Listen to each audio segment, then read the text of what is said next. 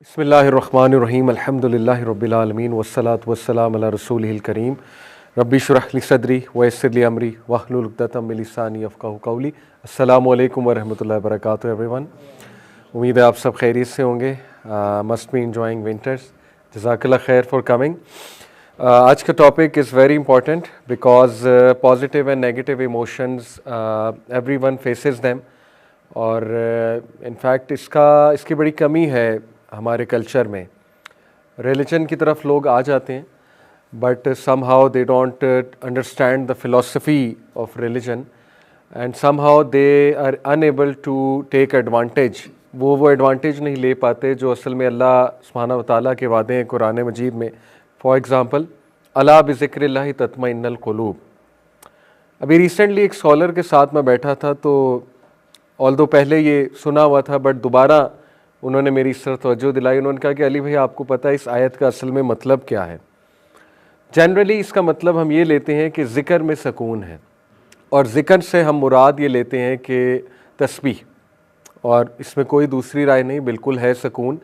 But उन्होंने कहा कि आपको पता है इसकी तफसीर क्या है इस आया की? अगर आप इसकी प्रॉपर तफसीर देखें, इस आया की तफसीर है कि देखें, ज़िक्र कुरान ने ख़ुद किसको कहा है?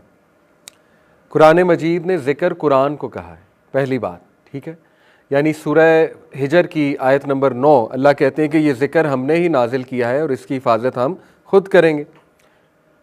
तो उन्होंने बड़ी इंटरेस्टिंग बात बताई कि अली भाई, इससे मुराद ये है कि अल्लाह के ज़िक्र में सकून है। अगर इसको ट्रूली किसी ने समझना है तो इससे मुराद ये है कि कुरान के अहकामात पे अमल करने में सकून है।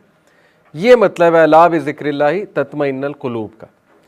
यानी वो जो माइंडसेट कुरान ने बताया है, वो माइंडसेट आप बनाओगे तो सुकून है ज़िक्र में। अदरवाइज अगर आप सिर्फ ज़िक्र करते रहोगे और लाइफस्टाइल कुरानिक लाइफस्टाइल नहीं होगा, सिर्फ ज़िक्र करते रहोगे और माइंडसेट कुरानिक माइंडसेट नहीं होगा, तो फिर आपको शायद सुकून ना मिले। फॉर एग्ज़ाम्पल, कई लोग अगर वो बहुत ज़्यादा ज़िक्र कर रहे हैं, इंशाल्लाह उसके भी फ़ायदे हैं, ज़िक्र इतनी पावरफुल चीज़ है कि उसके डेफिनेटली फ़ायदे हैं। लेकिन आपने देखा है कई लोग वो बहुत बहुत बहुत ज़्यादा जिक्र करते हैं, यानी उनकी अगर हम तस्बीह काउंट करें तो मेरे ख्याल में 1-1 लाख बार जिक्र होता है लिटरली दिन में। बट अनफॉर्चुनेटली उनकी लाइफ बहुत टफ होती है, बहुत डिफ़िकल्ट होती है, उनके इमोशंस बहुत डाउन होते हैं, यानी उनको रोना बहुत आता है, नेगेटिव इमोशंस बहुत हावी होते हैं। नेगेटिव से यहाँ पे मुराद है ऐसे इमोशन जो आपको नुकसान देने वाले इमोशंस हैं, ठीक है। यानी उनका डिप्रेशन बहुत होता है स्टिल, और उनको कोप नहीं करना आता डिफरेंट सिचुएशन से, इवन दो जिक्र बहुत ज़्यादा करते हैं। तो देखिए, ये बड़ा काबिल गौर पॉइंट है कि जब तक आप इस आया को सही से समझेंगे नहीं कि इसका सहाबा जब ये आयात पढ़ते थे, दे अंडरस्टूड व्हाट दिस आया मीन्स। देखिए ना, एक बंदा जिक्र किए जा रहा है लेकिन उसका तवक्कल नहीं है। दैट तवक्कल कुरानिक एटीट्यूड है कि तवक्कल भी तो करना है ना अपने अल्लाह सुब्हानहू व तआला की ज़ात पे। एक बंदा जिक्र बहुत कर रहा है लेकिन उसको कुरानिक डेफिनेशन ऑफ हैप्पीनेस से नहीं पता कि कुरानिक डेफिनेशन ऑफ हैप्पीनेस क्या है। कुरानिक डेफिनेशन ऑफ हैप्पीनेस पता लगाना ये भी जिक्र में शामिल है। इसी तरह एक बंदा बहुत जिक्र कर रहा है लेकिन उसको ये समझ नहीं है कि दुआएं कबूल होने की क्या क्या कंडीशंस हैं, या दुआएं कबूल 3 तरह से होती हैं। वो सिर्फ एक ही चीज़ ढूंढ रहा है कि मेरी दुआ बस कबूल होनी चाहिए, मेरी दुआ बस कबूल होनी चाहिए। यानी कुरानिक कॉन्सेप्ट ऑफ दुआ कभी पढ़ा ही नहीं कि दुआ असल में कबूल होने के डिफरेंट शक्लें हैं। फॉर एग्ज़ाम्पल, सबसे निचला दर्जा है अल्लाह वो दे दे जो आप मांग रहे हैं। इंटरेस्टिंगली ये सबसे निचला दर्जा है। उससे ऊपर का दर्जा है कि अल्लाह उसके बदले को मुश्किल टाल दें। वो चीज़ तो ना दें लेकिन उसके बदले कोई हादसा टाल दें, कोई मुश्किल टाल दें। सबसे ऊपर का दर्जा है कि अल्लाह उस दुआ को आखिरत के लिए सेव कर लें, जब शदीद तरीन ज़रूरत आपको होगी एक चीज़ की, फॉर एग्ज़ाम्पल साए की, फॉर एग्ज़ाम्पल उस टाइम प्रोटोकॉल की, फॉर एग्ज़ाम्पल उस टाइम नूर की, उस टाइम लाइट की, ठीक है, उस टाइम अपने हिसाब किताब आसान करवाने की।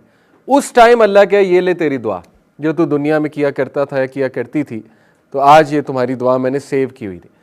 तो देखिए, जब तक ये कॉन्सेप्ट्स नहीं पता, ये चीज़ें नहीं पता, देखें अब हम अक्सर अज़कार करते हैं, स्कॉलर्स कितनी खूबसूरत बात करते हैं। मैं आपको बताना चाह रहा हूँ हमारा दीन कितना पॉजिटिव है। यही है पॉजिटिविटी, यही है पॉजिटिव इमोशंस, यही है अला बिज़िक्रिल्लाहि तत्मइन्नुल क़ुलूब। अगर आपने 3 बार ये दुआ सुबह पढ़ ली, बिस्मिल्लाहिल्लज़ी ला यज़ुर्रु मअ इस्मिही शैउन फिल अर्ज़ि वला फिस समाई व हुवस समीउल अलीम, तो इसका क्या है बेनिफिट? कौन बताएगा? जिसने ये 3 बार सुबह और शाम दुआ पढ़ ली, इसका क्या बेनिफिट है? मौत के अलावा उसे कोई चीज़ नुकसान नहीं पहुंचा सकती। सहाबा का इतना बिलीफ था इस दुआ पे। ये दुआ बाय द वे मरवी हज़रत उस्मान गनी से। हज़रत उस्मान की पूरी फैमिली इस दुआ पे ऐसे अमल करती थी जैसे फ़र्ज़ चीज़ होती है, और हमें भी ऐसे ही करना चाहिए। तो हज़रत उस्मान के एक बेटे, उनको एक बार पैरालिसिस हो गया और सहाबा उनके इर्द गिर्द जमा हो गए कि आपको ये कैसे हो सकता है? आपकी तो फैमिली इस दुआ की इतनी कायल है कि नबी ने फरमाया कि जो ये दुआ करता है उसे कोई चीज़ नुकसान नहीं पहुंचा सकती। एक तो उनका तवक्कल देखें, तो उन्होंने कसम खा के कहा आज मैं दुआ भूल गया था, आज ही पैरालिसिस हो गया। एक तो ये उनका तवक्कल। दूसरा, स्कॉलर्स एक बात करते हैं कि देखिए, जब आपने दुआ की या दीगर अज़कार किए, रेस्ट एश्योर्ड अगर दुआ के बावजूद भी कोई हादसा आ जाता है, रेस्ट एश्योर्ड उसमें खैर है, शर उसमें हट गई। शर का एलिमेंट इसलिए हट गया क्योंकि आपने दुआ पढ़ ली। ये दुआ किसको हटाएगी? शर के एलिमेंट को। इस दुआ से कई ये वादा नहीं है कि हादसा हो नहीं सकता। देखिए, जब तक ये कुरानिक कॉन्सेप्ट हम समझेंगे नहीं, हमारा जहन नहीं खुलेगा। अला बिज़िक्रिल्लाह तत्मइन्नुल कुलूब, हमें नहीं ज़िक्र से फ़ायदा होगा। ज़िक्र का मतलब ये इस्लामिक कॉन्सेप्ट्स को समझो। ज़िक्र का मतलब ये है कि जो अल्लाह सुब्हानहू व तआला ने कुरानिक कॉन्सेप्ट्स हैं, जो अल्लाह सुब्हानहू व तआला के बताए हुए कॉन्सेप्ट्स हैं, उनको समझो। कहाँ कुरान में लिखा है कि ज़िंदगी में 100% खुशी गारंटेड है? कहाँ लिखा है? कहाँ ये लिखा है कि दीन पे चल के तुम्हारे सारे मसाइल ख़त्म हो जाएंगे? कहीं नहीं लिखा। बल्कि अल्लाह सुब्हानहू व तआला, हदीस आती है कि जिसको अल्लाह मोहब्बत करते हैं उसको ज़्यादा आजमाते हैं, लेकिन डरने की बात नहीं है। अगर आजमाते हैं तो दर्जा भी बहुत देते हैं, ठीक है। और एट दी एंड ये भी सिखाया गया कि आसानी ही मांगो। ये सारे कॉन्सेप्ट्स को आपको समझना पड़ेगा। आपको समझना पड़ेगा तवक्कल क्या है, आपको समझना पड़ेगा कि सबसे ज़्यादा पेन हमारे नबी ने देखी तो मैं कौन हूँ। आपको समझना पड़ेगा सहाबियात को डोमेस्टिक इश्यूज़ थे तो हु एम आई, ठीक है, मुझे भी आ सकते हैं। आपको समझना पड़ेगा अल्लाह ने तो नबियों को उनकी औलादों से आजमाया तो हु एम आई। क्या नबियों की औलाद गलत साइड पे नहीं गई? क्या नबियों की औलाद नेगेटिव साइड पे नहीं गई? हज़रत याकूब की औलाद, क्या उन्होंने इतना बड़ा बुरा अमल नहीं किया कि अपने भाई को ही कुएं में फोरसेक कर दिया? तो ये कॉन्सेप्ट जब तक आप नहीं देखेंगे, अपनी पर्सनैलिटी का हिस्सा नहीं बनाएंगे, आपको ये नहीं पता होगा कि दुआ किस तरह से कबूल होती है, और आपको ये नहीं पता होगा कि अल्लाह टेस्ट क्यों लेता है, ट्रायल क्यों लेता है, तो तब तक ज़िक्र से आपको सुकून शायद ना मिले। तो ये बड़ी इंटरेस्टिंग बात है कि अला बिज़िक्रिल्लाहि तत्मइन्नुल कुलूब का मतलब है कि बेशक ज़िक्र में इत्मीनान है दिलों का, लेकिन कौन से ज़िक्र में? कुरान में। कुरान इज़ द ज़िक्र। अल्लाह ने कहा कि मैंने ये ज़िक्र नाजिल किया और मैं ही इसकी हिफाजत करूँगा। और कुरान के ज़िक्र का मतलब है, कुरान में जो ज़िक्र है, किन चीज़ों का ज़िक्र है? जो कुरानिक कॉन्सेप्ट्स हैं उनका ज़िक्र जब तक आपको नहीं पता होगा, आपको दिलों को सुकून नहीं मिलेगा। अदरवाइज़ आपको पता है कि वो फिर आदत होती है। इबादत और आदत में फ़र्क है। इबादत है समझ के करना, आदत है कि बस वो ज़िक्र जारी है मुँह पे। However let me tell you कि ज़िक्र इतनी पावरफुल चीज़ है कि आप वैसे भी करेंगे आपको फ़ायदा होगा, ये मेरी गारंटी है। चले शायद वो दुख कम ना हो ज़िक्र करने से, लेकिन आपको इंशाल्लाह इतना फ़ायदा ज़रूर हो जाएगा कि आपको चले समथिंग जिसका रिवॉर्ड हो रहा है वो तो मिल रही है ना। चलते फिरते अगर ज़िक्र है तो इंशाल्लाह फ़रिश्ते तो नोट कर ही रहे हैं, eight the end of the day reward तो उसका मिल ही रहा है। लेकिन बहुत बेहतरीन बात है कि आप ज़िक्र का फ़लसफ़ा समझ लें और आप इस्लामिक कॉन्सेप्ट्स को समझ लें। तो आज हम इस्लामिक कॉन्सेप्ट्स पढ़ेंगे कि पॉजिटिव इमोशंस के लिए इस्लामिक कॉन्सेप्ट्स को लिटरली घोल कर पीना कितना ज़रूरी है। पहली बात, पॉजिटिव इमोशंस होते क्या हैं, इसकी तरफ नज़र दौड़ाते हैं। Joy is a positive emotion, gratitude is a positive emotion, शुक्रगुजारी। इसी तरह सिरेनिटी कहते हैं पीस को। इंटरेस्ट, ये एक पॉजिटिव इमोशन है। किसी चीज़ के लिए क्यूरियस होना, इंटरेस्ट होना, इसको साइकोलॉजिस्ट पॉजिटिव इमोशन में रखते हैं। मिसाल के तौर पे एक इंसान का इंटरेस्ट ही लूज़ हो चुका है, लाइफ में इंटरेस्ट लूज़ है, किसी भी काम में इंटरेस्ट नहीं लगता, इसका मतलब उसके नेगेटिव इमोशंस हावी हैं और पॉजिटिव इमोशंस की कमी है, ठीक है। होप कितना बड़ा पॉजिटिव इमोशन है। होप को तो कोई नहीं मार सकता। जब तक होप जिंदा है तो इंसान जिंदा है, और होप खत्म हो ही नहीं सकता, कभी नहीं खत्म हो। तो ये पॉजिटिव इमोशन। प्राइड और एरोगेंस में फ़र्क है। एरोगेंस नहीं, प्राइड की बात हो रही है। प्राइड है doing something and feeling good about it, तो ये एक पॉजिटिव इमोशन है। इसी तरह अम्यूज़मेंट क्या होता है? किसी चीज़ से अम्यूज़ होना। जैसे मिसाल तौर पे मिस्टर बीन देखा, बंदा अम्यूज़ होता है, कोई फ़नी चीज़ देख के अम्यूज़ होता है, तो पॉजिटिव इमोशन है, अच्छी बात। किसी बच्चे की शरारतें देख के बंदा अम्यूज़ होता है, अपने बच्चों की, छोटे बच्चे हैं वो जोक में कुछ बोलते हैं, बिल्कुल ही छोटे बच्चे, अम्यूज़मेंट है। इंस्पिरेशन पॉजिटिव इमोशन है, इंस्पायर होता है बंदा, इंस्पायर करता है। जो इंस्पायर होता है वही इंस्पायर करता है ना दूसरों को। ऑ का मतलब है कि यानी बहुत ज़्यादा, इसको उर्दू में आई एम नॉट श्योर कैसे एक्सप्लेन करें, कोई ऑ का वर्ड आ रहा है आपके जहन में? यानी वाव फैक्टर, कि वाव करना किसी चीज़ को देख के, ऑ में आ जाना, तो ये एक पॉजिटिव इमोशन है। और ऑ लीड्स टू अदर इमोशन, मैं भी आपको बताता हूँ। और लव, सबसे स्ट्रॉन्ग पॉजिटिव इमोशन लव है, ये रिसर्च हमें बताती है। देखिए साइकोलॉजिस्ट ये कहते हैं, एक ब्रॉडन थॉट एक्शन थ्योरी है, वो ये है कि हर पॉजिटिव इमोशन आप में कुछ एक्शन लेकर आता है, कोई आदत लेकर आता है, ठीक है। फॉर एग्जाम्पल जॉय, ये रिसर्च बेस्ड बातें हैं। Joy leads to play. जो बंदा जॉयफुल ज़्यादा रहता है वो प्लेफुल होता है। प्लेफुल से मुराद है यानी हंसमुख, ठीक है। और आपने कई लोग देखे हैं कि they like to play with people in the positive sense, यानी वो शरारतें करते हैं और उनकी शरारतें अच्छी होती हैं। जैसे आपने घर में फादर को कभी देखा हो कि उनकी जॉयफुल नेचर है, मदर को देखा हो, मे बी किसी सिबलिंग को देखा हो, तो दैट मीन्स कि जो जॉय को प्रैक्टिस करते हैं दे अल्टीमेटली बिकम प्लेफुल। ये रिसर्च है। देखिए अब दो चीज़ें हैं। एक, आप ये सवाल कर सकते हैं कि नहीं देखिए पॉजिटिव इमोशन इनबिल्ट होते हैं या बनाने पड़ते हैं। दोनों थ्योरीज ठीक है, इनबिल्ट भी होते हैं कुछ लोगों में और बनाने भी पड़ते हैं। नबी सल्लल्लाहु अलैहि वसल्लम ने क्यों उस शख्स को कहा था, एक शख्स ने नबी सल्लल्लाहु अलैहि वसल्लम को बच्चों को चूमते देखा, अल्लाह के नबी सल्लल्लाहु अलैहि वसल्लम कहा कि या रसूल अल्लाह हमने तो कभी नहीं किया। तो नबी सल्लल्लाहु अलैहि वसल्लम ने कहा कि भाई अगर अल्लाह ने तेरे दिल में रहम नहीं रखा तो लोगों पे रहम करना चाहिए। इससे मुराद दोनों है, एक तो ये कि अल्लाह रखता है, दूसरा है कि तुझे भी तो कोशिश करनी चाहिए, वरना अल्लाह के नबी उसे क्यों ये नसीहत करते। देखिए अगर एक बंदा ये कहे नहीं जी मैं तो हंसमुख हूँ ही नहीं, मेरे तो नेचर ही ड्राई है, तो फिर जिहाद बिन नफ्स क्या है, फिर रिवॉर्ड किस चीज़ का है? यही तो रिवॉर्ड है, एक्टिंग करनी पड़ती है। शेक्सपियर ने सही कहा था कि लाइफ में एक्टिंग करो, life is a big theatre.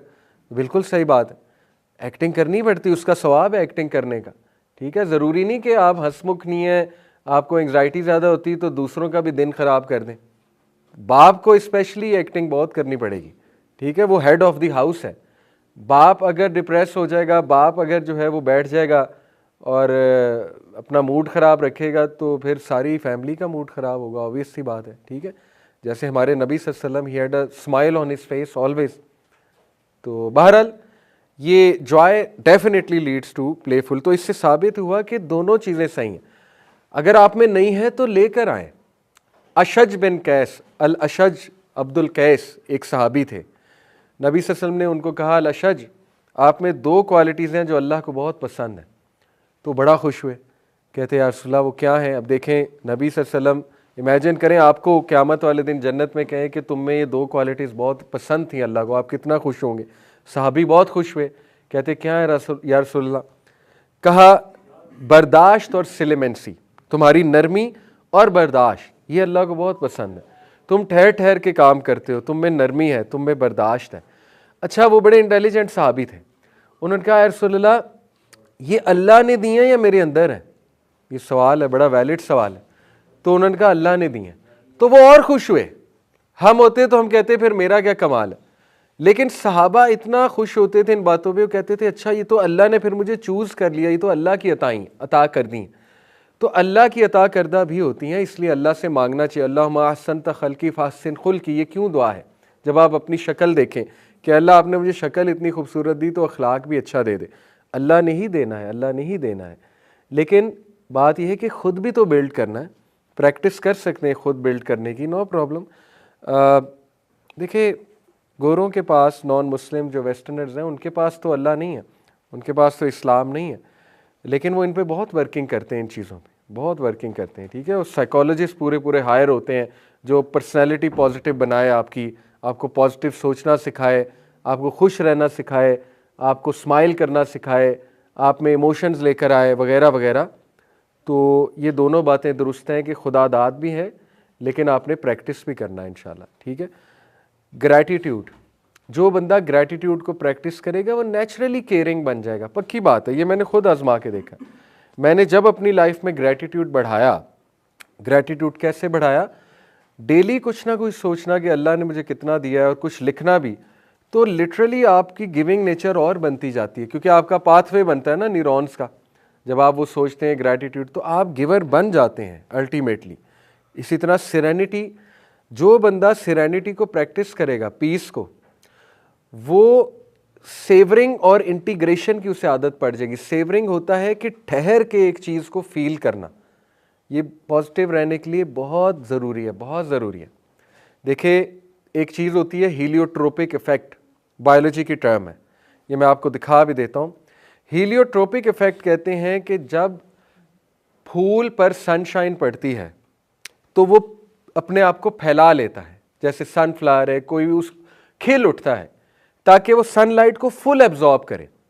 अब ब्रेन की सारी साइंस ये है, समझने की कोशिश करें, ब्रेन नेचुरली नेगेटिव है, उसके पीछे बहुत सी रीजंस हैं।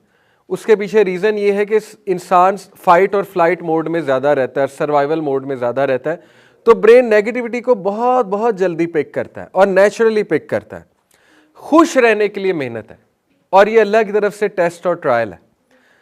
अगर खुशी भी बहुत नेचुरल होती, नेचुरल से मुराद ये नहीं है कि बंदा कोई अच्छी चीज़ देखकर खुश ना हो, ये तो नेचुरल है। मैं बताना आपको ये चाह रहा हूँ कि खुशी में मेहनत है और गम रहने करने में, डिप्रेस रहने में कोई मेहनत नहीं है, क्योंकि नेचुरली ब्रेन डिप्रेस होना पसंद करता है। ये साइंस है पूरी, वो साइंस एक्सप्लेन करने का मेरे पास अभी टाइम नहीं है, हम आगे चलते हैं, लेकिन ये एक फैक्ट है।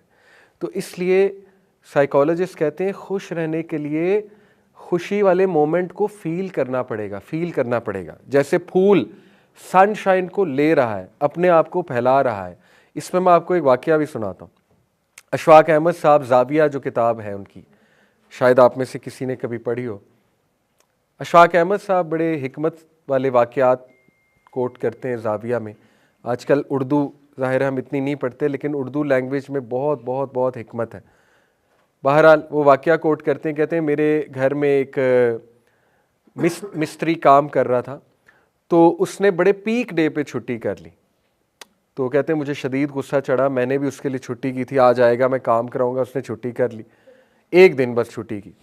कहते मैं उसके घर पहुंच गया, मुझे इतना गुस्सा चढ़ा, मैंने दरवाज़ा खटकाया, उसकी वाइफ निकली, बड़ा डर गई एकदम से। मैंने कहा किधर है वो? कहती आप चलें अंदर आए, अंदर आए, प्लीज़ बैठे हैं हमारे पास। मैंने कहा नहीं, उसे बुलाओ। कहते वो आया, बड़ा डर गया एकदम, फिर मुझे मिन्नत समाजत की, प्लीज़ आप अंदर आए, बैठे तो सही। कहते मैं अंदर चला गया, चाय शाय पिलाई मुझे, धूप निकली हुई थी, सर्दियाँ थी लेकिन धूप निकली हुई थी, बड़ा अच्छा मौसम था, और बड़ा रेयर था सर्दी में धूप निकलना, उस मौसम में धूप निकली हुई थी। कहते मैंने नोट किया उसका छोटा बच्चा है बड़ा प्यारा, तो वो क्रॉल कर रहा है, कभी खड़ा होता है, चलता है, 1-1.5 साल का होगा मे बी। तो कहते मैंने उससे पूछा हाँ भाई मियाँ क्या तुमने आज हरकत की, तुम आए नहीं आज? कहते उसने बड़ा शर्मिंदगी का फेस बना, कहा कि शौक साहब असल में मैं आ रहा था सुबह सुबह, तो एकदम मैंने देखा मेरा बच्चा चल रहा है और पहले नहीं चलता था, तो मुझे इतना अच्छा ये मोमेंट लगा, फिर मौसम बहुत अच्छा था, धूप निकली हुई थी, तो मैंने कहा यार आज घर टाइम देते हैं, खैर है देखी जाएगी। तो खैर अब कुछ लोग बहाने से भी छुट्टियां कर लेते हैं, लेकिन उसकी जेन्युइन रीज़न, उसने कहा कि नहीं मैंने आज सोचा आज घर टाइम दे दूँ। कहते मैं एकदम स्टन हुआ, गुस्सा तो था लेकिन एकदम मेरा गुस्सा ठंडा हो गया। मैंने कहा यार ये बंदा तो हमसे ज़्यादा अक्लमंद है, यानी हम जो है वो इस खुशी, ये खुशी के मोमेंट्स हमारे इर्द गिर्द होते हैं, हम इनको टोटल इग्नोर मार देते हैं। हमने वही स्ट्रेस को हावी किया होता है, डिप्रेशन को हावी किया होता है, लाइफ में कुछ अच्छा नहीं, लाइफ में ये प्रॉब्लम है, लाइफ में वो प्रॉब्लम है। ही सेवर्ड द मोमेंट, इसको कहते हैं सेवरिंग द मोमेंट, रुकना, रुक कर उस मोमेंट को फील करना और उस मोमेंट को लिखना। आज ये हुआ था, ये पुरानी जनरेशन्स करती थी, डायरी लिखती थी, इसीलिए तो खुश होते थे, और हम भी करते थे। मैं जब टीनेजर था, we used to savour moments, we used to write मेरा ट्रिप कैसा था। क्या ख्याल है? आज की जनरेशन क्या करती है, 1000 सेल्फीज लेती है और वो 1000 सेल्फीज में से वो 5 सेल्फीज देखते हैं, वो कभी यूज में ही नहीं आती। एक रिसर्च है, आपको पता है 80% फोटोज आज तक नहीं खुलती जो ट्रिप्स पे ली होती हैं, वो रद्दी बनती हैं, वो रिसाइकल बिन में जाती हैं। 80% फोटोज। पुरानी जनरेशन लिखती थी मेरा ट्रिप कैसा है, राइट डाउन दी एक्सपीरियंस, ताकि उसको सेवर किया जाए कि मैंने ये किया। बहरहाल मेमोरीज बना सकते हैं, वीडियो बना सकते हैं, that is also a sort of savouring. लेकिन उसको देखना चाहिए, उसको देखना चाहिए ताकि वो मोमेंट रिविजिट हो। कितने हमारे पास ऐसे रिसर्चेज हैं कि हस्बैंड वाइफ की लड़ाई हो रही थी तो उन्होंने कोई एल्बम खोल ली, एल्बम खोल के अपनी तस्वीर देखने लग गए पुराने, तो दे रियलाइज कि हमने इतना अच्छा टाइम साथ गुजारा है। नॉट एवरीथिंग इज़ बैड, यानी देखो ये भी तो अच्छा टाइम हमने साथ गुजारा हुआ है। That is called savouring the moment. आज की जनरेशन सेवर नहीं करती, फील नहीं करती, नोट डाउन नहीं करती, फ़ौरन भूल जाते। एक अच्छा वाकया हुआ फ़ौरन भूल गए। तो इसलिए serenity leads to savouring the moment. जो बंदा सुकून चाहता है उसमें सेवरिंग द मोमेंट आ जाएगी, वो फिर ठहराव आ जाएगा उसमें, वो फिर नोट डाउन करेगा कि यार ये तो अच्छा मोमेंट था, आई शुड एंजॉय इट। खाना खा के सेवर किया करें। लोग खाना खाते हुए सेवरिंग नहीं करते, फील किया करें कितना मज़े का लुक्मा है। लिटरली जूस पीते हुए फील किया करें कितना मज़े का जूस है, यानी वो मिठास, वो फल खाते हुए सेवरिंग द मोमेंट। याद ही नहीं होता savouring, because we are using smartphone while eating, ठीक है, तो वो no savouring is involve. Interest leads to exploring. Research है, जिन बच्चों में आप इंटरेस्ट भरते हैं, इंटरेस्ट नहीं मारते, उनका क्यूरियोसिटी नहीं मारते, जैसे नील डिग्रासे टाइसन एक फिजिसिस्ट है, उसने अपना एक वाकया सुनाया, कहता है कि मैं सड़क पे जा रहा था तो रास्ते में बारिश होकर हटी थी, तो एक छोटा सा खड्डा था रोड पे, उसमें पानी जो है वो जमा हुआ था। तो एक मदर थी, उसका छोटा बच्चा साथ था, तो बच्चा जो है ना वो जंप मारना चाह रहा था उसके अंदर, यानी वो जो उछल के फिर पानी स्प्लैश होता है। उसने एक बार ये किया तो मदर ने उसे बहुत बुरा डांटा कि ये क्या किया तुमने, कपड़े अपने गंदे कर लिए। तो कहता मुझे बड़ा हुआ कि काश ये इसे ना डांटती, काश ये इसे ना रोकती। बहरहाल कभी कभी मदर्स रोकती, इसमें कोई हर्ज नहीं है, उनकी कोई रीज़न होगी रोकने की। लेकिन I am trying to make a point कि बच्चों में इंटरेस्ट और क्यूरियोसिटी को नहीं रोकना चाहिए। जैसे कार्ल सेगन बहुत बड़ा फिजिसिस्ट था, उसने बड़ी प्यारी बात की। उसने कहा मैं एक स्कूल में गया, पहले किंडरगार्टन क्लास में गया, इतने सवालात थे उन बच्चों के, why the sky is blue, why the plant is green, ठीक है, why the sun is big, how does earth move, सवाल ही सवाल। कहता मैं इतना खुश हुआ। फिर कहता मैं 12th ग्रेड में गया, high school, dead zombies, no question. तो कहता something happened between these 12 year. What happened? उनकी क्यूरियोसिटी मारी गई है, उनके सवाल दबाए गए हैं, ठीक है ना। तो बहरहाल ये एक अलग टॉपिक है, एजुकेशन सिस्टम क्या करता है हमारे साथ। Anyway, interest leads to explore. आपने अपने बच्चे को एक्सप्लोरर बनाना है, इंटरेस्ट बिल्ड करें उसके अंदर। Hope leads to yearning for positive. देखिए जो बंदा होप को प्रैक्टिस करेगा, होप एक साइंटिफिक कॉन्सेप्ट है। आप होप को एब्स्ट्रैक्ट कॉन्सेप्ट ना समझें। एब्स्ट्रैक्ट होता है कि जिसका कोई सर पैर नहीं है, बस एक हवाई बात है, उम्मीद करो। उम्मीद एक साइंटिफिक कॉन्सेप्ट है। मैं आपको बताता हूँ, उम्मीद में 2 चीज़ें आती हैं। आप कभी होप को साइंटिफिक सर्च करें गूगल पे जाके, होप की साइंटिफिक डेफिनेशन, तो उसमें एक एजेंसी थिंकिंग है और पाथवे थिंकिंग है, ठीक है। ये 2 साइंटिफिक कॉन्सेप्ट्स हैं। इनसे मुराद क्या है? एजेंसी थिंकिंग है कि you write down what you can do to come out of a situation. Hope का तकाजा ये है कि आप बहुत बुरे फंसे हुए किसी सिचुएशन में, तो एजेंसी थिंकिंग ये है कि सारी एजेंसीज लिखें कि मैं इस सिचुएशन से निकल कैसे सकता हूँ। फॉर एग्जाम्पल दुआ करके, फॉर एग्जाम्पल अल्लाह के आगे गिड़गिड़ा के, फॉर एग्जाम्पल किसी की मदद पकड़ के, फॉर एग्जाम्पल गुनाह छोड़ के, फॉर एग्जाम्पल हराम को तर्क करके, फॉर एग्जाम्पल जो है हिजरत करके। कई मौके अल्लाह ने दिए। एजेंसी थिंकिंग बहुत है अगर आप सोचें। कुरान में तो यहाँ तक आता है कि फरिश्ते उन लोगों की जब रूह निकाल रहे होंगे जो अमल नहीं कर सके दीन पे, तो फरिश्ते उनसे सवाल करेंगे कि तुम हिजरत नहीं कर सकते थे, अल्लाह की इतनी बड़ी थी अर्थ, तो तुमने क्यों नहीं हिजरत की। कुरान तो प्रमोट करता है एजेंसी थिंकिंग को कि do something to change your situation. ये मिसाल है एक्सट्रीम देना तो नहीं चाहिए, लेकिन इसको अप्लाई ना फ़ौरन कोई कर ले।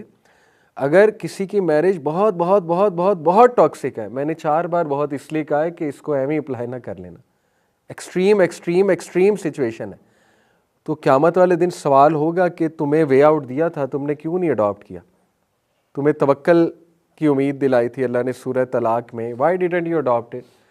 तो agency thinking is part of hope कि do something, write down what I can do. और पाथवे थिंकिंग क्या है? पाथवे थिंकिंग है कि अब पाथवे क्या है, कर मैं ये सकता हूं, अब इसका पाथवे क्या है, करना कैसे है। तो होप एक साइंटिफिक कॉन्सेप्ट है, होप को एब्स्ट्रैक्ट कॉन्सेप्ट ना समझें, ठीक है। और इस्लामिक होप यही है कि राइट डाउन तुम क्या क्या कर सकते हो और उसके बाद वो करो जो तुम करना चाहते हो। ओके, होप, जो बंदा होप प्रैक्टिस करता है उसमें पॉजिटिव चेंज की तड़प आ जाती है, हर चीज़ में फिर वो पॉजिटिव चेंज चाहता है। ये एक प्रैक्टिस करके देखें आप। Pride leads to dreaming big. इसी तरह amusement leads to shared laughter inside. जो बंदा अम्यूज़ होता है, बहुत ज़्यादा अम्यूजमेंट को सेवर करता है, वो बंदा दूसरों को भी अम्यूज़ करने लगता है, ठीक है, अच्छा एक प्यारा इंसान बन जाता है। इंस्पिरेशन, जो it aspires you to excellence. जो बंदा इंस्पिरेशन का कायल होता है, इंस्पायर होता है, वो बड़ा करता है ना, कुछ बड़े बड़े काम वो करता है, वो फिर उन लोगों की बायोग्राफीज पढ़ेगा जिन्होंने इंस्पायर किया ह्यूमैनिटी को, वो फिर खुद कुछ एक्सीलेंस की तरफ जाएगा और अल्टीमेटली लोगों को इंस्पायर करके ज़िंदगी गुजारेगा। All leads to accommodating the new. ये साइंटिफिक कॉन्सेप्ट है कि हर positive emotion leads to some action, leads to some habit, और सुभान अल्लाह love leads to everything. Research है कि love leads to all these skills, play, creative giving, savouring and integrating, yearning for positive change, exploring, dreaming big, everything। इसीलिए नबी सल्लल्लाहु अलैहि वसल्लम का सबसे हावी इमोशन उनकी थ्रू आउट लाइफ में क्या है? Love. Love for humanity, love for सहाबा, love for family and love for अल्लाह। और हमारा प्लस पॉइंट ये है, लव फॉर अल्लाह। जो मर्जी हो जाए लव फॉर अल्लाह नहीं गिरना चाहिए, जो मर्जी हो जाए लव फॉर अल्लाह नहीं रुकना चाहिए, जो मर्जी हो। आप अंबिया के अल्फाज तो देखें, वलम अकुन भी दुआ का रब्बी शकिया। हज़रत ज़करिया कह रहे हैं जिन्होंने कोई 1000 बार तो औलाद की दुआ की होगी, बुढ़ापे तक 1000 बार क्या, लाख बार की होगी, इसके बावजूद अल्लाह से इतनी मोहब्बत है कि ना अल्लाह के बारे में नेगेटिव नहीं सोचना। कहा ए मेरे रब, मैं तो कभी मायूस ही नहीं हुआ तुझसे दुआ करके, वलम अकुन भी दुआ का रब्बी शकिया। इतना लव इब्राहिम अलैहिस्सलाम का। कहते हैं कि मुझे खिलाने वाला अल्लाह है, मुझे पिलाने वाला अल्लाह है, वही तो है जो मेरा ख्याल रखता है। और फिर कहा जब मैं बीमार होता हूं तो मुझे शिफा देता है। पॉजिटिव चीज़ों की निस्बत किसकी तरफ है? अल्लाह। बीमारी की निस्बत किसकी तरफ है? अपनी तरफ। हालांकि अल्लाह की तरफ से भी, लेकिन इतनी मोहब्बत है कि अल्लाह के अदब में कमी ना है। जैसे एक बाप से इतनी मोहब्बत बच्चा करता है कि कोई भी नेगेटिव जुमला ना बोले। कहा जब मैं बीमार होता हूं तो मुझे कौन शिफा देता है? शिफा की निस्बत अल्लाह, बीमारी की निस्बत अपने आप से। ये होती है मोहब्बत अल्लाह से। हज़रत हाजरा, इतनी मोहब्बत। हज़रत इब्राहिम छोड़ के चले गए, खामोश हैं, अल्लाह माफ़ करे, अल्लाह माफ़ करे, आज कोई ऐसे हस्बैंड करे तो क्या होगा। छोड़ के चले गए, खामोश हैं, बोल ही नहीं रहे, बोल ही नहीं रहे। हज़रत हाजरा पूछ रही हैं बताएं तो सही हम यहाँ क्यों आए हैं, खामोश। हज़रत हाजरा अक्लमंद थी, समझ गई, कहती अल्लाह का हुक्म है। कहा नाम, that's it, that's all he said, yes. Hajra चुप हो गई, कबूल है। इतनी मोहब्बत, इतनी मोहब्बत। हज़रत मोहम्मद सल्लल्लाहु अलैहि वसल्लम ताइफ के वाक़े के बाद कितना दुखी थे, कितना दुखी थे। अल्लाह से कहा ए अल्लाह, आप मुझे इनके हवाले करते हैं जो मेरे साथ ये सलूक करते हैं। सारी बातें करके कहा oh my lord, if you are please with me then nothing else matters. अल्लाह जब तक तू राज़ी है नथिंग एल्स मैटर्स। अभी मैं जौहराबाद गया हुआ था, तो वहाँ पे हमारे होस्ट, उन्होंने एक वाक़या सुनाया अपने गांव का। थोड़ा सा आपको वाक़या अजीब लगेगा लेकिन आई विल एक्सप्लेन। कहते कि हमारे गांव में सैलाब आया, जब फ्लड आया हुआ था ना, 2021 की बात है, आई थिंक 22 की बात। कहते हमारे सारे पंचायत लगी, लोग बड़े परेशान बैठे, की करिए, पंजाबी में सुना रहे थे, क्या करें, तबाही बड़ी मच गई, ये वो। कहते एक बाबा जी बैठे थे फुल स्वैग के साथ, एक बुज़ुर्ग, बाबों का बड़ा स्वैग होता है। कहते एकदम उठे, पंजाबी कहते वो कमले हो, वो पागलों, जे रब सानू डुबो के मारना चाहता है, असी डुब के मरनगे उन्होंने राजी करने वास्ते। अल्लाह अकबर। कहते क्या हो गया, अगर रब ने मारना है हमें डुबो के तो मरेंगे डूब के। कहते सब उसका मुंह देखें कि ये इसने क्या जुमला कह दिया बाबे ने। कहते कुछ दिन बाद फ्लड टल गया। अल्लाह अकबर। अजीब व गरीब पॉजिटिविटी, अजीब चीज़ें होने लग गई, यानी सारी चीज़ें हल होने लग गई। तो देखे ये मोहब्बत का तकाजा है। ऑल्दो जुमला उसका बड़ा एक्सट्रीम था बुज़ुर्ग का, लेकिन यू नेवर नो अल्लाह को क्या जुमला पसंद आ जाए। ठीक है, और कई वाक़यात हैं, बेऔलादी होती है कुछ लोगों को, कह देते हैं अल्लाह अगर तेरी यही रज़ा है तो ठीक है, और फिर हो जाती है। जब वो मान लेते हैं तब हो जाती है। एक बंदा मान ही नहीं रहा, कॉन्स्टेंट लड़ रहा है, अनकॉन्शियसली लड़ रहा है अल्लाह से, लड़ाई लगाई हुई है, शिकायत लगाई हुई है ही नहीं एक्सेप्टेंस, है ही नहीं एक्सेप्टेंस, है ही नहीं। तो फिर कैसे जो है ये हल होगा। अबू बकर सिद्दीक के पास उनकी बेटियां हैं आसमा बिनते अबू बकर। हज़रत आसमा की कभी आप लाइफ पढ़ लें, आपको आप रोते रहेंगे, घंटों रोते रहेंगे। उनकी स्ट्रगल सुन के, उनकी मुश्किलात सुन के ब्लाइंड हो गई थी, ब्लाइंड हो गई थी रो रो के गम में। लेकिन अपने बेटे को, अब्दुल्ला बिन ज़ुबैर को किस बेदर्दी से शहीद किया गया, आप पढ़ें तारीख़ जाके, कि उनका सर लटकाया गया चौक में अब्दुल्ला बिन ज़ुबैर का। तो जब बेटे की लाश का पता लगा, उन्हें देख नहीं सकती थी, बेटे की लाश का पता लगा तो इतने तवक्कल वाले उन्होंने अल्फाज कहे, यानी इमेजिन भी नहीं कोई कर सकता माँ इस तरह के स्ट्रॉन्ग अल्फाज कहेगी कि मैं अल्लाह की रज़ा में राज़ी हूँ। ये उनके अल्फाज हैं कि रब की अगर यही रज़ा थी तो हम राज़ी हैं। तो ये वो कैरेक्टर्स थे देखें जिनका जन्नत में स्टेटस है, जो अल्लाह के क्लोज़ हैं, जो नबी सल्लल्लाहु अलैहि वसल्लम के क्लोज़ होंगे। क्लोजनेस ऐसे ही नहीं मिल जाएगी उस टाइम पे, वो पूरा क्राइटेरिया है अल्लाह सुब्हानहू ताला का। तो love love love love for Allah, love for humanity, नबी सल्लल्लाहु अलैहि वसल्लम की शदीद मोहब्बत थी ह्यूमैनिटी से। अब देखें husband wife win win mindset पे आ जाएं, लव वाले माइंडसेट पे आ जाएं कि at the end of the day के I love her, at the end of the day I love him. ठीक है, औलाद के बारे में लव माइंडसेट पे आ जाएं, विन विन माइंडसेट पे आ जाएं, तो बहुत सी चीज़ें हल हो सकती हैं। ये सारे पॉजिटिव स्किल्स हमें मिल सकते हैं। ठीक है, तो love is an excellent emotion. इसीलिए स्टार्ट फ्रॉम लव ऑफ अल्लाह।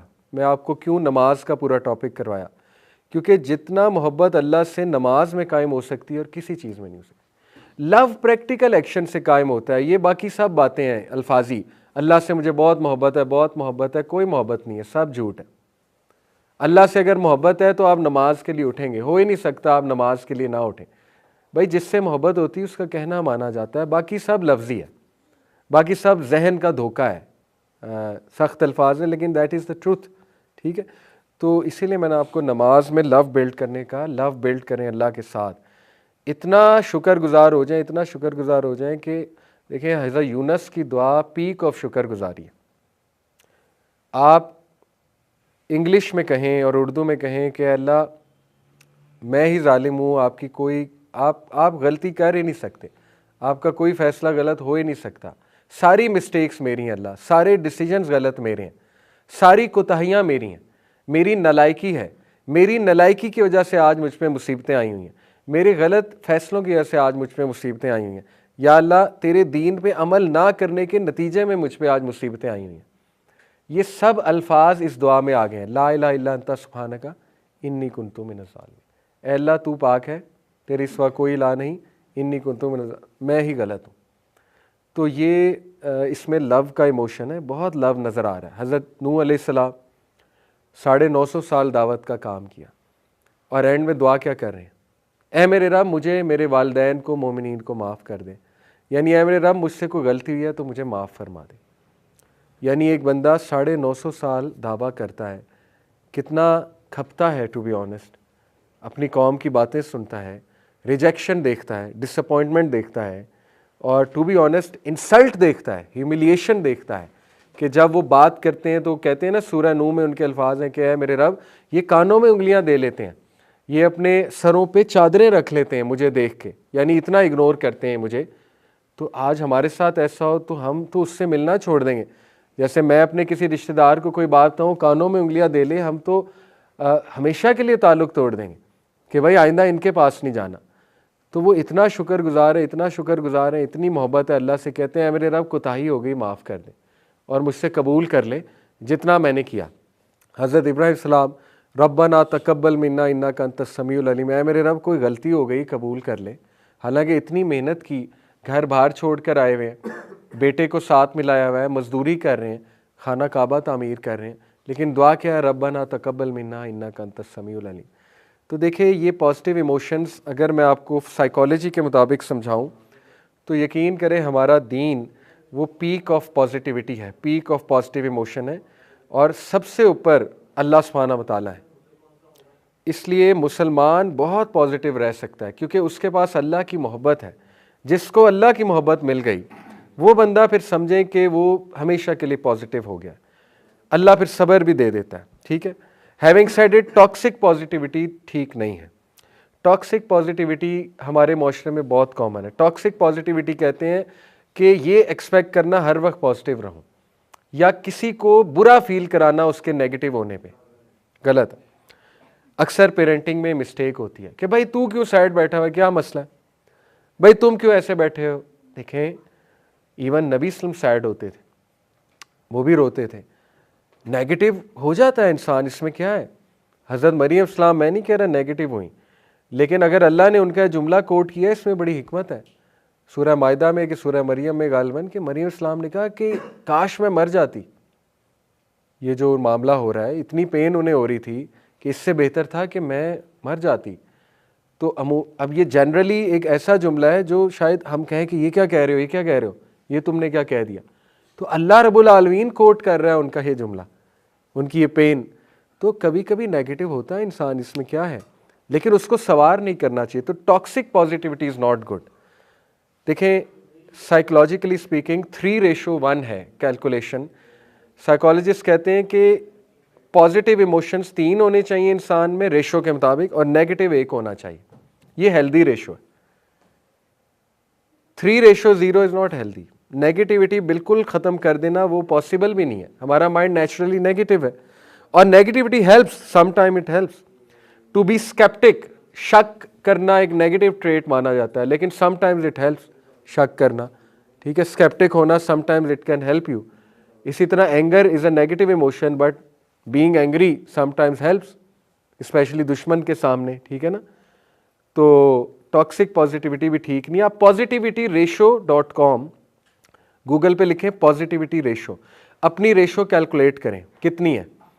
अगर तो 4:1 है, 3:1 है, 2:1 भी है तो ठीक है, वो आपसे कुछ सवाल करेगा, और इसको वीकली किया करें पॉजिटिविटी रेशो को। ठीक है, आपको पता लगेगा कि मैं कितना पॉजिटिव और नेगेटिव हूँ, और ये बहुत ऑथेंटिक टेस्ट है पॉजिटिविटी रेशो। दूसरा mood meter, mood meter Google पे सर्च करें, उसको कैलकुलेट किया करें आपका मूड जनरली कैसा होता है। ठीक है, आप किस क्वाड्रेंट में लाई करते हो, 4 क्वाड्रेंट्स हैं मूड मीटर के, तो वो उसको ज़रूर किया करें इंशाल्लाह।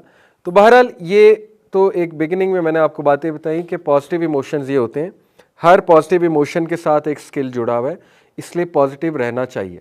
जो लोग पॉजिटिव रहते हैं उनमें वो स्किल आ जाता है। ठीक है, आपने देखा है मेंटल इमेजरी एक पूरी चीज़ है, एक पूरी साइंस है मेंटल इमेजरी के पीछे।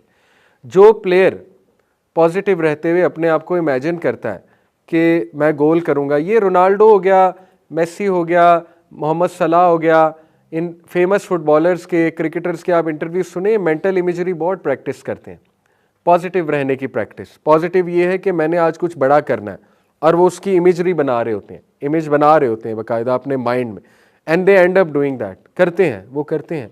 आप देखें, आपको ऐसी मिसालें मिलेंगी कि एक प्लेयर ने अपनी रिटायरमेंट प्लान की, परफेक्ट रिटायरमेंट, और परफेक्ट रिटायरमेंट की, आप हैरान हो जाएंगे। विराट कोहली ने T20 से जो रिटायरमेंट ली, फाइनल जीता। ये ड्रीम होती है ना हर प्लेयर की, T20 वर्ल्ड कप का फाइनल जीता, और फाइनल में मैन ऑफ द मैच हुआ और सबसे ज़्यादा स्कोर किया। इससे आइडियल सिचुएशन क्या है, हाउ कम, कैसे अचीव कर लिया।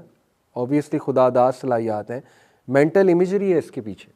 What they imagine they ultimately do it, positive रह के। मैग्रा की रिटायरमेंट चेक करें कैसी है, ग्लेन मैग्रा वर्ल्ड कप जीत के रिटायर हुआ है। और इसी तरह कई प्लेयर्स आपको मिलेंगे कि प्लेयर ऑफ द मैच हैं और फाइनल जीता, रिटायर हो रहे। और प्लान भी ये था, ये नहीं है कि हाँ हाँ आप जीत गया तो रिटायर हो जाओ, नहीं, बोला हुआ था कि मैंने इसके बाद रिटायर हो जाना है, और यही हुआ। तो ये मैं आपको बताना ही चाह रहा हूँ कि देखें बहुत सी चीज़ें आपके अपने कंट्रोल में होती हैं। पॉजिटिव रहना ये एक चॉइस है।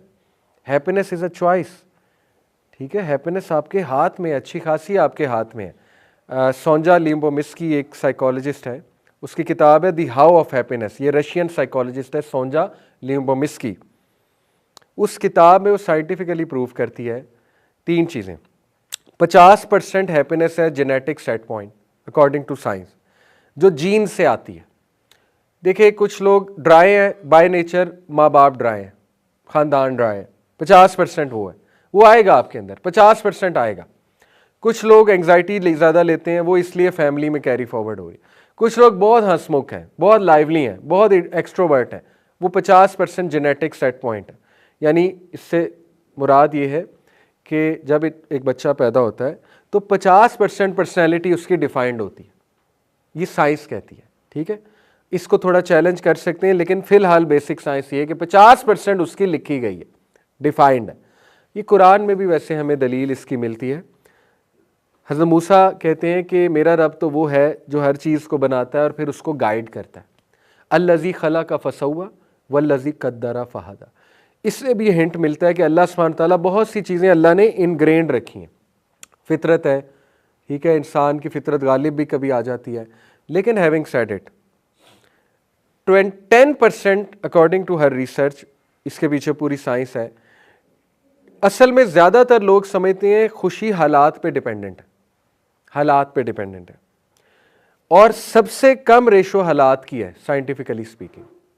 जितने खुश लोग की उन्होंने लाइफ कैलकुलेट की, उन सब के हालात टफ थे, फिर भी वो खुश थे। तो ये झूठ साबित हो गया, इन्वर्सली प्रोपोर्शनल है। अगर खुशी हालात पे डिपेंडेंट होती तो वो लोग डिप्रेस होते। सबसे बड़ी मिसाल किसकी है? रसूलुल्लाह सल्लल्लाहु अलैहि वसल्लम। हालात के बारे में बताएं मुझे। सबसे ज़्यादा अमवात किसने देखी तारीख में? नबी सल्लल्लाहु अलैहि वसल्लम, अपनों की भी और अपने सहाबा की भी। सबसे ज़्यादा डेथ हमारे नबी ने देखी है, सबसे ज़्यादा डेथ्स। नंबर 2, सबसे ज़्यादा ऑपोजिशन किसको मिली? हमारे नबी को। सबसे ज़्यादा रिजेक्शन अपनों से किसको मिली? हमारे नबी को। हम होते पागल हो जाते, ठीक है।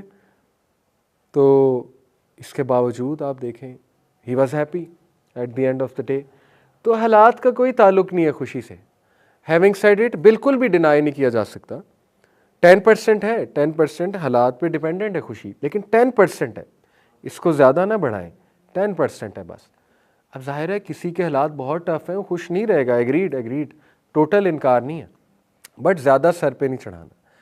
और 40% उसकी रिसर्च के मुताबिक ख्यालात से है खुशी। 50% जेनेटिक सेट पॉइंट, 40% ख्यालात, 10% सर्कमस्टांसेस। ये है करेक्ट रेशो, ठीक है। अब इस्लाम की खूबसूरती क्या है? जो 50% है जेनेटिक सेट पॉइंट, वो हल हो जाएगी दुआ से और अज़कार से। सुभान अल्लाह। जो आपकी नेगेटिविटी है, वो आप जो अज़कार करेंगे अल्लाह कंट्रोल करा देगा।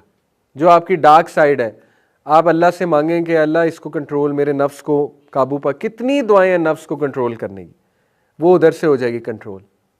अल्लाह ने वो प्रॉब्लम आपकी सॉल्व कर दी। 40% है हालात, थिंकिंग। थिंकिंग क्या है? इस्लाम कितनी तरगीब देता है पॉजिटिव रहने की, शुक्रगुजारी की, खुश रहने की, looking at the bigger picture की, पर्सपेक्टिव बनाने की, कितनी तरगीब देता है, ठीक है। पीछे बचा 10%, वो है हालात, वो भी अल्लाह हल कर सकता है। तो मुसलमान के लिए विन विन सिचुएशन है, ठीक है, कि वो बुरा हो तो भी अल्हम्दुलिल्लाह, कुछ अच्छा पहुंच जाए तो भी अल्हम्दुलिल्लाह, ठीक है। तो ये बात है असल में। एनीवे आगे चलते हैं। ये एक बहुत अच्छी पिक्चर है कि साइकोलॉजिस्ट ये बताते हैं कि negativity, some negativity is necessary. जैसे वो कहते हैं कि कश्ती का जो मेन बॉडी है वो है पॉजिटिविटी, और जो उसकी नीचे की छोटी बॉडी है वो नेगेटिविटी है। नेगेटिविटी को आप ये मत समझे कि ईवल वाली नेगेटिविटी। नेगेटिव इमोशंस का मतलब है एंगर, सैडनेस, ठीक है, और ग्लूम और डिस्पेयर, ये आते हैं इंसान की लाइफ में। और सैडनेस का बहुत बड़ा रोल है, बहुत बड़ा रोल है।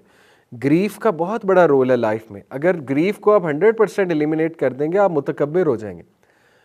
इसी तरह फीलिंग ह्यूमिलिएटेड, उसका बहुत बड़ा रोल है लाइफ में। आप ह्यूमिलिएटेड फील नहीं करेंगे तो आप अल्लाह से इज़्ज़त कैसे मांगेंगे, आप लोगों को कैसे पहचानेंगे? नेगेटिव इमोशंस का भी बड़ा रोल है अल्हम्दुलिल्लाह। लेकिन पॉजिटिव इमोशंस हावी होने चाहिए। बात असल में ये जो broaden and build theory of positive emotion है, ये क्या है? जैसे मैंने आपको बताया कि जब बंदा पॉजिटिव रहता है तो उसके अंदर कोई स्किल आता है, वो बिल्ड होता है किसी न किसी सेंस में। इसके एक्सपेरिमेंट्स हुए हैं बाकायदा।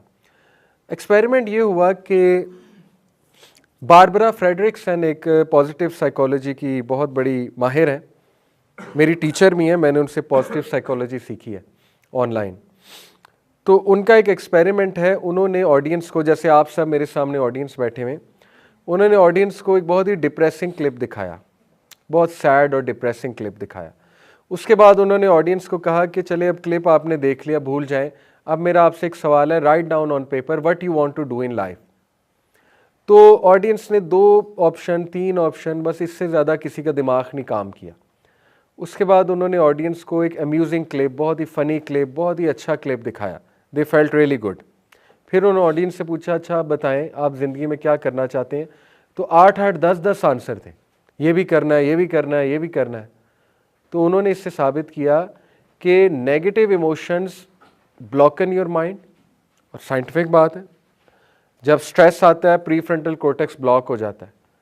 प्री फ्रंटल कोर्टेक्स आपका एग्जीक्यूटिव मैनेजर है, वो ब्लॉक हो जाता है। जब आप खुश रहते हैं तो वो खिल उठता है और आइडियाज़ ज़्यादा आते हैं, पॉजिटिविटी से आइडियाज़ ज़्यादा आते हैं। तो इसलिए इस थ्योरी साबित हुआ कि खुश रहा करें ताकि आपका जहन खुले।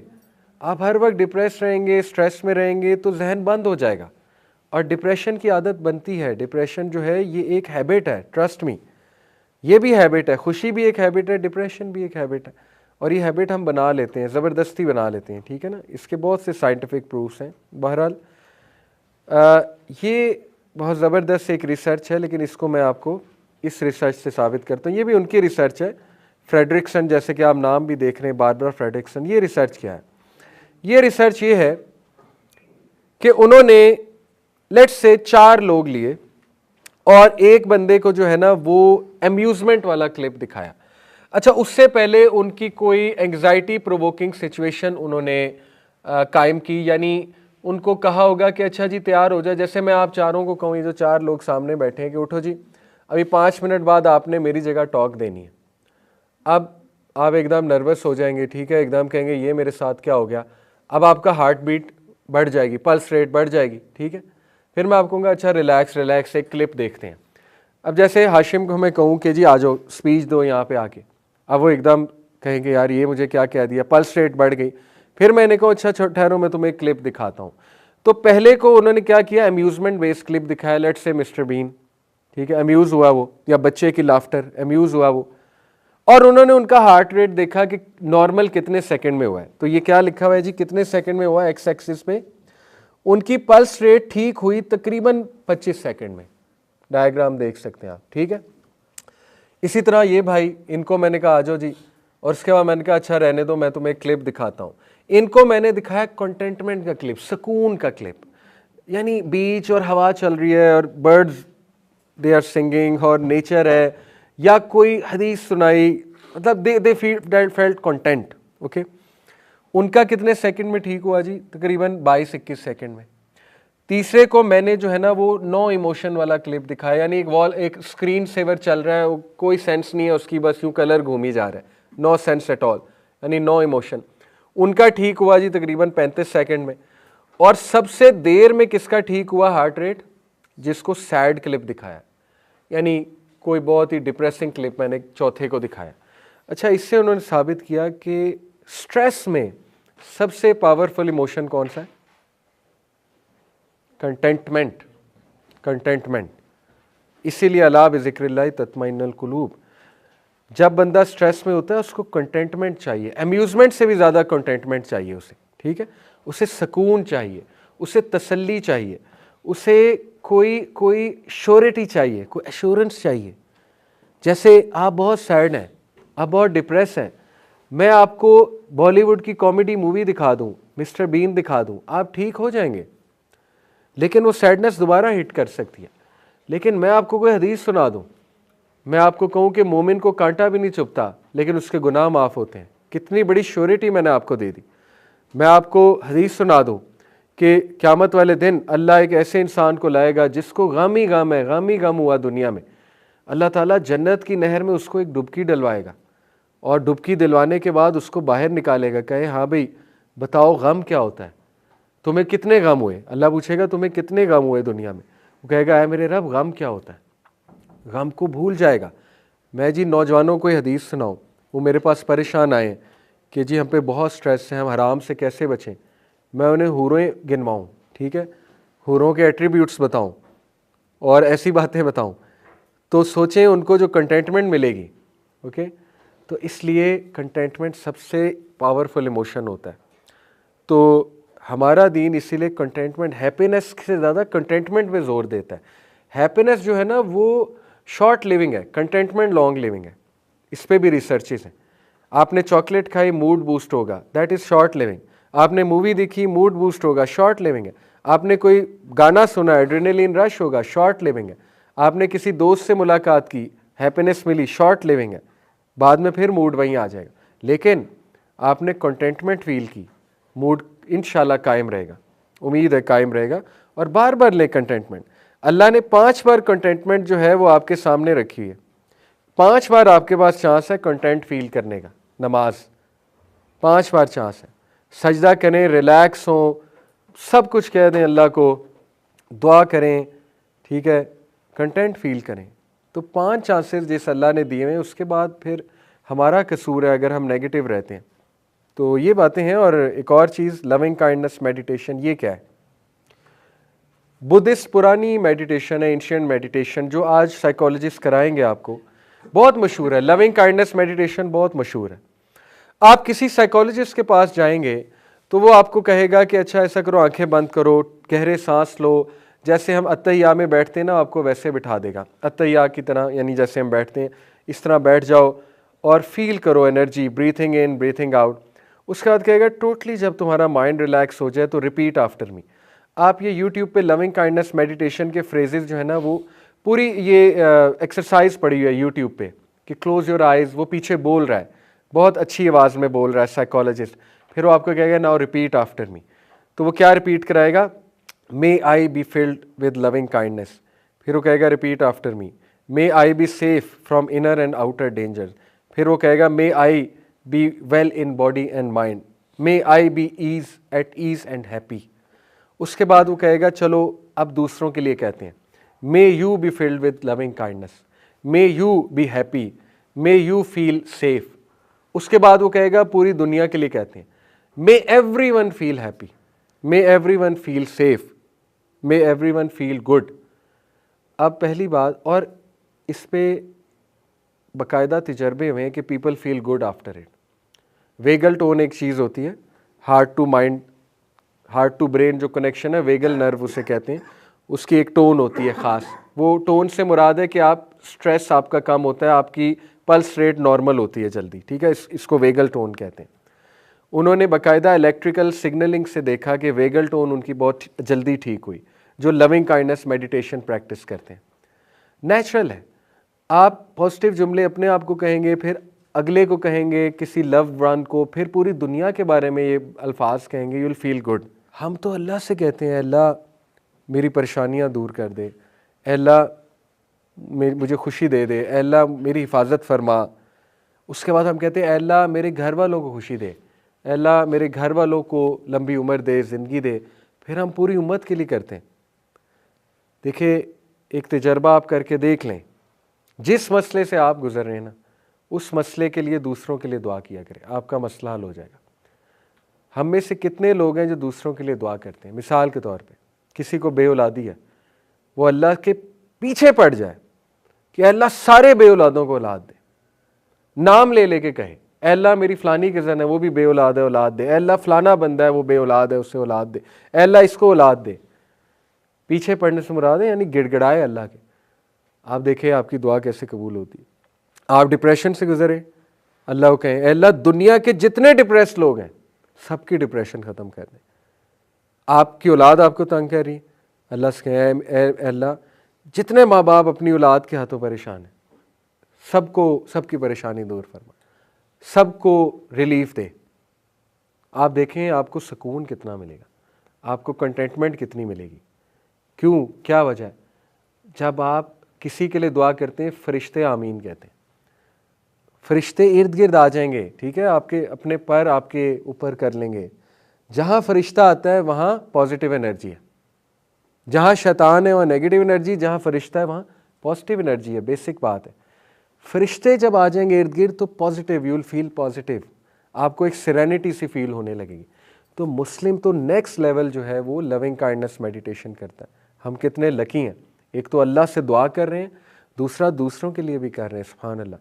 इसीलिए हज़रत इब्राहिम के आप दुआएं चेक करें, रब्बी जालनी मुकीमत सलाती व मिन ज़ुर्रियती, औलाद की भी दुआ है, रब्बना व तकब्बल दुआ, रब्बना ग़फ़िरली वली वालिदैया वलिल मुमिनीना यौम यक़ूमुल हिसाब। सबको माफ़ फरमा। हम डेली करते हैं नमाज में, अत्तहियातु लिल्लाहि वस्सलावातु वत्तय्यिबातु वस्सलामु अलैका अय्युहन नबिय्यु अस्सलामु अलैना व अला इबादिल्लाहि स्वालिहीन। ये सब के लिए दुआ है कि अल्लाह सबको सलाम है, स्वालिहीन को सलाम है, मोमिनीन को सलाम है, इबाद को सलाम है। तो आप तो डेली लविंग काइंडनेस मेडिटेशन कर रहे हैं, लेकिन नमाज का तर्जमा ही नहीं आता, तो वो पॉजिटिविटी फील ही नहीं होती कि हम तो सबके लिए दुआएं कर रहे हैं। ठीक है, अपने लिए भी कर रहे हैं, सबके लिए कर रहे हैं। और आखिरी चीज़, उसके बाद नेक्स्ट क्लास में मज़ीद डिस्कस करेंगे, ओसीडी को डिस्कस करेंगे इंशाल्लाह। आखिरी चीज़ मैं आपको सिखा देता हूँ सीबीटी की कुछ अप्रोचेस, ठीक है, कि आपने कैसे, देखें, कॉग्निटिव रीस्ट्रक्चरिंग एक टेक्निक होती है कि अगर एक बंदे को बहुत नेगेटिव थॉट्स आते हैं और उसको डूम्ड फीलिंग आती है और वो बहुत नेगेटिव रहता है वो इंसान, तो ये एक वन ऑफ द टेक्निक्स है अमंगस्ट मैनी अदर, आपको बता देता हूँ, जो वो खुद घर बैठे अप्लाई कर सकते हैं। वो क्या है, उसके 4 स्टेप हैं। पहला स्टेप है आइडेंटिफाई द ऑटोमेटिक थॉट। ये ऑटोमेटिक थॉट है जो आ रहा है बस माइंड में, आप बैठे हुए आ रहा है। मिसाल के तौर पे, I am doomed, I am doomed, मैं तबाह हो गया, मैं तबाह हो गई, I am doomed, I am worthless, I am absolutely worthless. अब ये आई जा रहा है, आई जा रहा है, क्या करें? लिख लें आई एम डूम्ड, लिख लिया एक स्टूडेंट ने, या लिख लें आई एम वर्थलेस, ओके, लिख दिया। Number 2, identify the cognitive distortion in it. Cognitive distortion कहते हैं फॉल्टी थिंकिंग को। आप खुद आइडेंटिफाई करें कि ये एक अनहेल्दी थॉट पैटर्न है। कैसे? कि देखिए इसकी दलील क्या है, इसके पीछे क्या रीज़न है कि ये क्यों मुझे आ रहा है। तीसरा, ये लिखने का फ़ायदा ये है कि जब आप उसको अनहेल्दी डिक्लेयर कर लेंगे तो आप माइंड को ये मैसेज भेज देंगे कि भाई ये तुम्हारे लिए अनहेल्दी है, इसको ठीक करना है। ठीक है। तीसरा, डिस्प्यूट करें उसको, चैलेंज करें उसको। ये बहुत पावरफुल टेक्निक है, कई बार मैं भी लगाता हूँ, कई लोगों को लगवाई तो वो ठीक हो गए। डिस्प्यूट करें। डिस्प्यूट क्या है, उसको चैलेंज करें। लिखें कि दलील क्या है मैं बर्बाद हूँ। नंबर 1, क्या मुझे 3 वक्त का खाना नहीं मिल रहा? बर्बादी तो यही है ना कि भूखा मर जाए बंदा। नंबर 2, क्या मैं सड़क पे आ गया हूँ? नंबर 3, क्या मेरे पीछे को दुश्मन पड़ा हुआ है जो मैं बर्बाद हो रहा हूँ? नंबर 4, क्या मैं मरने लगा हूँ, मरने लगी हूँ और जहन्नम में जाने लगा हूँ जो मैं बर्बाद हो गया हूँ। ठीक है, so on and so fourth. लिखते जाएं, लिखते जाएं, और उसके बाद रिप्लेस करें उस थॉट को कि नहीं, मैं बर्बाद नहीं हूँ, मेरे पास चांस है, अल्लाह मुझे चांस देगा, अल्लाह ताला मुझसे मोहब्बत करता है, अल्लाह मुझे बचा लेगा, अल्लाह ताला जो है मेरा ख्याल रखेगा। ये बहुत से पॉजिटिव थॉट्स हो सकते हैं। तो ये एक बहुत ही बेसिक सी टेक्निक है टू अवॉइड नेगेटिविटी। और भी बहुत है, मैं आपको नेक्स्ट क्लास में समझाऊंगा, लेकिन ये बेसिक टेक्निक आप अप्लाई करें। आई एम वर्थलेस लिखें, आई एम वर्थलेस, और नीचे उसको कॉग्निटिव डिस्टॉर्शन उसमें आइडेंटिफाई करें कि इसमें कॉग्निटिव डिस्टॉर्शन क्या है। मिसाल के तौर पे आई एम वर्थलेस के पीछे जो फॉल्ट है वो फॉल्ट ये है कि डेटा मिसिंग है, कॉग्निटिव डिस्टॉर्शन ये है। दूसरा उसमें फॉल्ट है ओवर थिंकिंग, आप ओवर थिंक कर रहे हैं, आप बिला वजह ये सोच रहे हैं I am worthless, I am worthless. तीसरा उसमें कॉग्निटिव डिस्टॉर्शन ये है कि किसी ऐसे बंदे के साथ आपका पाला पड़ गया है जो बंदा आपको बहुत ज़्यादा फॉल्ट्स बताता है आपकी। ठीक है, तो ये सारी कॉग्निटिव डिस्टॉर्शन आपने हाईलाइट कर ली, फिर आप उसको डिस्प्यूट करेंगे, खुद डिस्प्यूट करेंगे, लिखेंगे। देखें, एक आपको वाक़या सुनाता हूँ, फिर नमाज़ पढ़ते हैं। हमारे एक दोस्त हैं, उनका काउंसलिंग का तरीका बड़ा यूनिक है। तो उनके पास एक यंगस्टर आया, कहता मैं बर्बाद हो गया, मैं बर्बाद हो गया हूँ। उन्होंने कहा क्या हुआ? उसने कहा कि जी मेरी जॉब नहीं है, तो मुझे नहीं समझ आ रही मैंने क्या करना है ज़िंदगी में, अनएम्प्लॉयड हूँ, बहुत अरसे से अनएम्प्लॉयड हूँ। तो उनका अब एक यूनिक तरीका, इट वर्कड, मैं नहीं कह रहा हर एक पे वर्क करेगा, but it worked on him. उन्होंने कहा अच्छा खड़े हो ना ज़रा। वो बड़ा हैरान हुआ, ये मुझे क्या कह रहे। वो खड़ा हो गया, अच्छा ज़रा घूम कर दिखाना। अब वो परेशान, भैया मेरे साथ कर क्या रहे हो घूम। कहता अच्छा ठीक है, उसने घूम कर दिखाया। कहते हाँ ठीक है। फिर कहते अच्छा ज़रा उंगलियां दिखाना। उसने उंगलियां दिखाई, कहते 5 ही हैं। कहता हाँ 5 ही हैं। कहते अच्छा ज़रा चल कर दिखाना। तो उसने चल कर दिखाया। कहते अच्छा नाक का सही काम कर रही है, सूंघते हो इससे। कहते हाँ सूंघता हूँ। टेस्ट बड्स ठीक हैं, खाते पीते हो, एंजॉय करते हो। हाँ जी खाता पीता हूँ।